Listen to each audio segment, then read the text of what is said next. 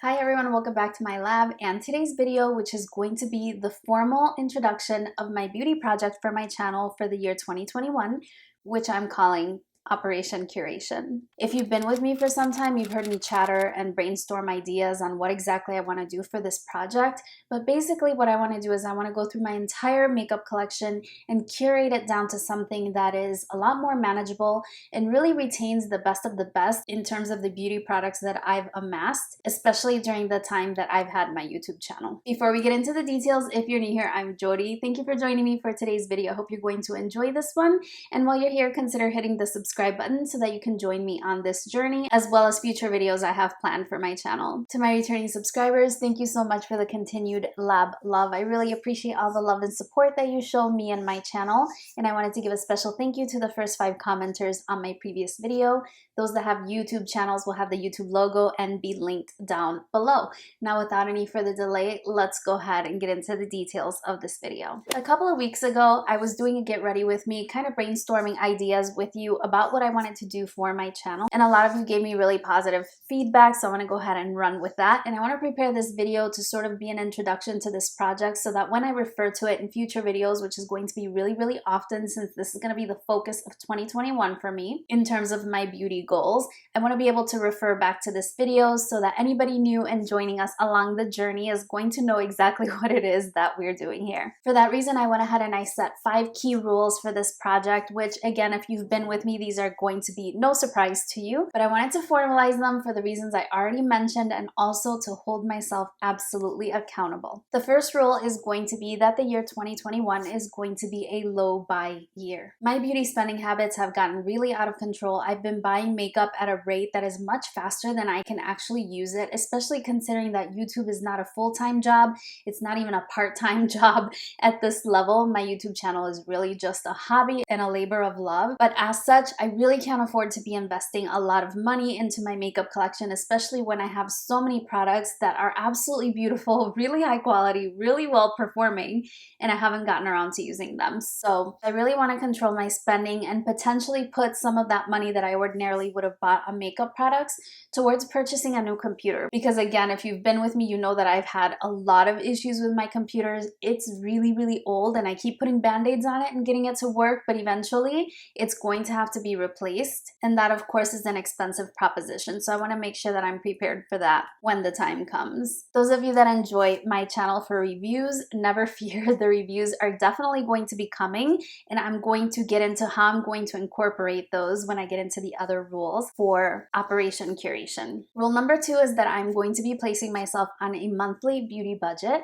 I thought about what that budget should be, keeping in mind that I really want to be able to review new product and also knowing that I'm a very big fan of a lot of luxury makeup brands, and it's going to be inevitable that I'm going to want to purchase products from these brands. Not to mention that I have a list of beauty brands that I'd like to try in the year 2021, and even some of those are quite pricey. I did share a video on that list if you'd like to check it out, and I will link it up in the cards if you'd like to see that video. Of course, when it comes to budgeting, it's a very personal decision and it's going to be different for everyone. Now, I am taking into account that I do want to continue my YouTube channel and I would love for it to be successful one day. And in order to do that, you do have to invest a little bit, both time and finances. So I established my personal beauty budget to be $250.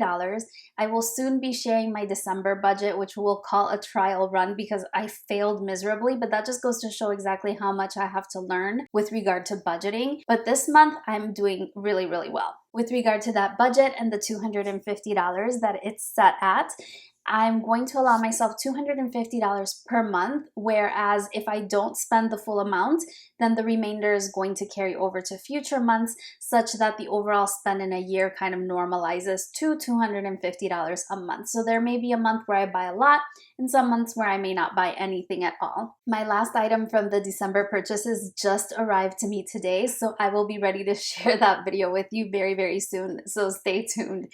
It's interesting. Rule number 3 is going to be the concept of one in, one out.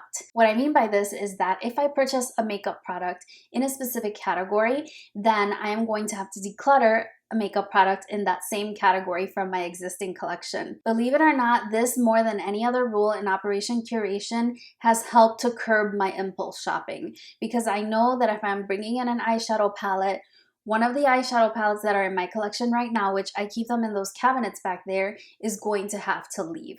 Now I'm doing this in an effort to not have my collection grow anymore. I have more makeup than one person ever needs. I have enough makeup to be considered a makeup store here, and I love all of it. It brings me great joy, but there's really no need to expand on that. And so I'm going to really enforce the concept of one in, one out, and I will be sharing with you along the way the products that are going to be headed out as I bring new products in. One specific example I can mention in this category is that Jason Wu just started his new makeup line, and it became available on his own website. It will eventually be available at Target, but it is on his website right now until January 17th, I believe, and everything is 50% off. I love trying new makeup brands. I love to do reviews and things like that, and his collection is pretty vast. He's got a lot of lip products, eyeshadow primers, setting sprays, eyeshadow palettes. It's a very, very extensive collection already, and I already had a whole bunch of stuff in my cart that I wanted to buy, and the total was going to be, I believe it was $37, so something really, really affordable for about 3 or so lip products, an eyeshadow primer, a freckle pen, all kinds of different things. And I hesitated when it came time to check out, not because of the budget, because the price was right,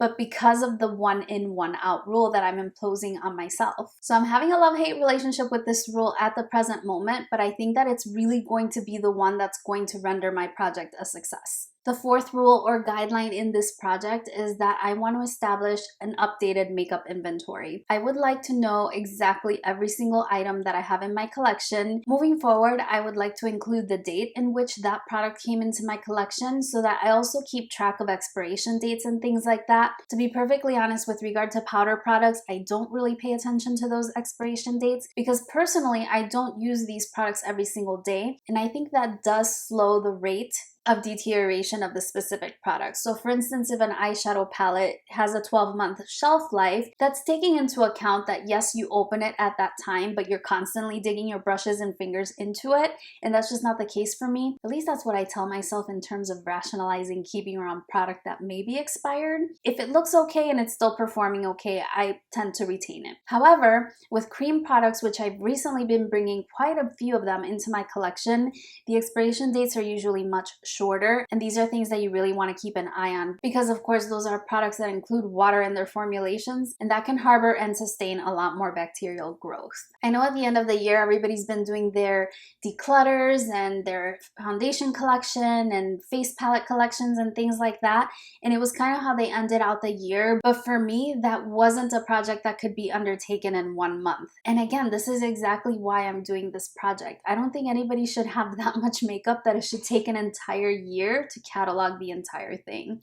Now, as time goes on, I will go ahead and share my entire collection. Like maybe I can do one video dedicated to concealers, and in that video I'll share with you all the concealers that I have, those that I've tried, those that I haven't, and those that are going on the chopping block.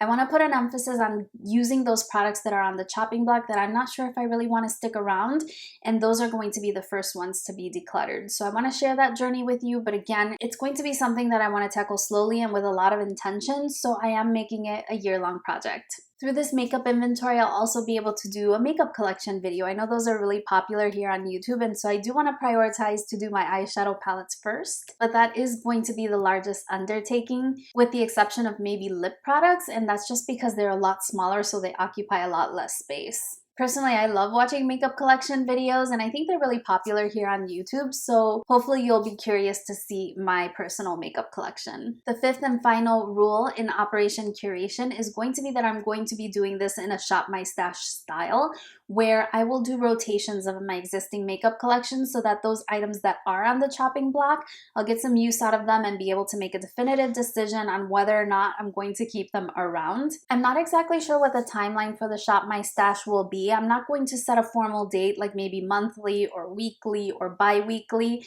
I'm just going to do it as needed because my makeup needs change from week to week. Sometimes I get an opportunity to play with a lot more makeup, and some weeks I'm just too busy to bother with putting any makeup on my face, and so I can't really commit to a weekly Shop My Stash or a monthly one. So I'm just going to cycle through as needed so that I can get some use out of my entire collection. The very first theme that I'm going to be doing for this month is going to be stupid bulky outer packaging.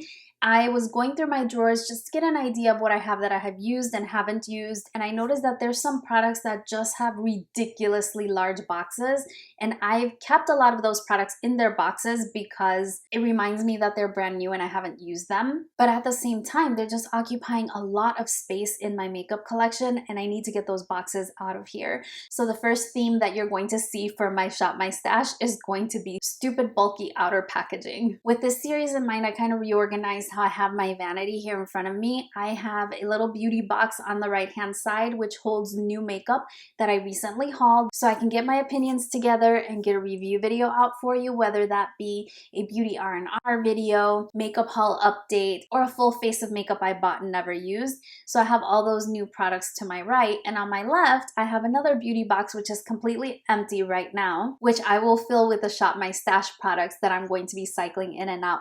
So every time I do a Shop My Stash, I will be letting you know how the products that were currently in my stash worked out, as well as picking new products. So if you have any ideas on themes that you would like to see me do for Shop My Stash, definitely drop those in the comment section down below, as I definitely want to include things that you're interested in seeing. Another theme, for instance, could be a specific brand. It could be all cream products. It could be chopping block products, so that I can kind of cycle those in and out of my collection and make a decision once and for all on their fate in my life. To those of you that might be worried that the reviews are going to stop on my channel, that is absolutely not the case. A lot of the beauty products that I have in my collection are brand new and they may not have recently launched. However, they're still products that I can give you my opinions on. And then I also allotted a significant enough monthly budget so that I can bring in some of those new products that have your attention and my attention, so that I can share my thoughts with you on those. So that's not going to change, as I've always loved reviewing makeup products, and I think it's really important to give you kind of at least my opinion on what I think is worth it and what isn't. I'm never the kind of channel that tries on something and is like, oh my god, this just changed my life. I just don't have that kind of personality. But if I do love something, I will let you know. And it takes a lot for me to say that I actually love something. And if I don't, if I think that it's just okay, I will let you know as well. So if your makeup preferences are similar to my own, then that can still help you make a decision on whether or not you'd like to try a specific product. So yeah, I think that this is everything for Operation Curation. I want to stick to those 5 sets of rules or guidelines to help me along with this project. Like I said, it's going to be a year-long project, but I will be reporting with you very frequently throughout the entire year. So that's everything for this video. Like I said, I just wanted a formal outline of exactly what this project is so that I don't have to go through the rules every single time I mention it. I can always just refer back to this video and keep myself honest as well. I look forward to hearing all your thoughts down below. Let me know how you feel about your personal makeup collection. Do you think it's too big? Is it small? Is it just right? And how you went about managing your own collections. I'm very curious to know. I know a lot of people here on YouTube have different projects, low buy years, no buy years going on their channels as well. And I'm very curiously following along because I think it's just fascinating to see the process and have a look into somebody else's makeup collection as well. If you enjoyed this video and you're excited about Operation Curation just like I am, then please give this video a big thumbs up. Don't forget to subscribe to my channel to follow me on this very exciting journey. I have a feeling that it's going to be very enlightening and eye-opening with regard to my spending habits, and hopefully I can save a little money on the side as well for that new computer I so desperately need. Thank you so much for spending a few minutes of your day with me. I hope you're doing really, really well, and I look forward to seeing you again very, very soon on my next one. Bye-bye.